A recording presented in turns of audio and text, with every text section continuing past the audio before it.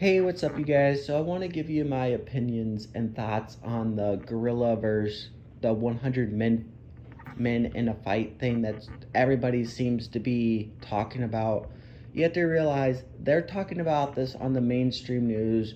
It's everywhere. This is all anybody's been talking about. And I sit there and I think this is exactly what they want. This actually proves how dumb we are as a society, because if we are sitting here talking about this, if we're sitting here trying to debate whether or not who wins a fight like this is what they want. They distract you with all this silly nonsense, okay?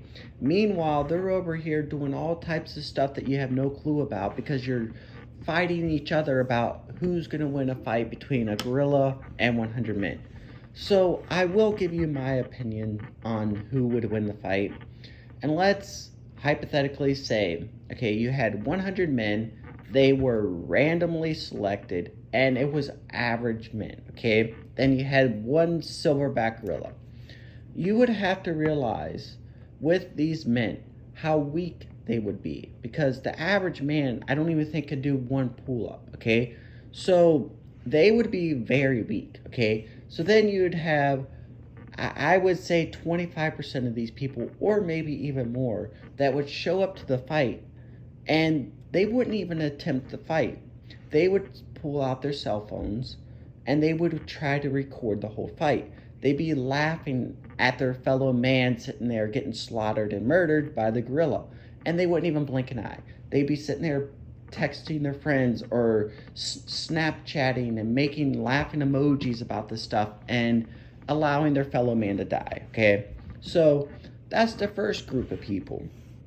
The second group of people are people that would be so politically against their fellow man that if they were a Republican or a Democrat, these two people, the Democrats and the Republicans, would probably start fighting amongst each other. Instead of sitting there coming together trying to strategize or do anything, they would start killing their own selves off because their fellow man's a Republican or a Democrat, okay?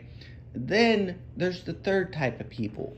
The type of people that I think wouldn't even do anything. They would be too nervous and too afraid to do anything. They'd be in the back crying, sitting there wanting emotional support, and they'd just be crying their eyeballs out, wanting somebody to cuddle them. So there goes those people. So in the end, you would have a very small amount of people that would actually try to fight the gorilla, and the gorilla would take out those people. Meanwhile, I really think that the gorilla would take out the people that would have the cell phones very easily. He'd be able to destroy them in an instant.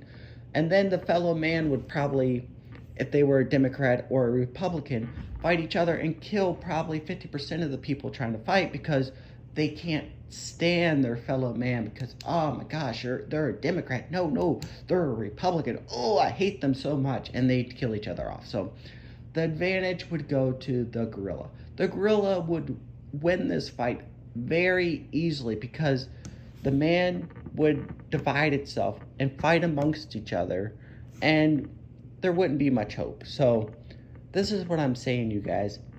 This is the exact plan that they do to us. They want to divide and conquer. They have us so divided in this country over anything and everything, and people don't even see it. They openly admit that they are dimming the sun over in the UK and nobody blinks an eye. They openly admit with artificial intelligence that none of us are going to have a job. But what do? We argue about who would hypothetically win a fight between a gorilla and 100 men. This is where we're at in society, you guys.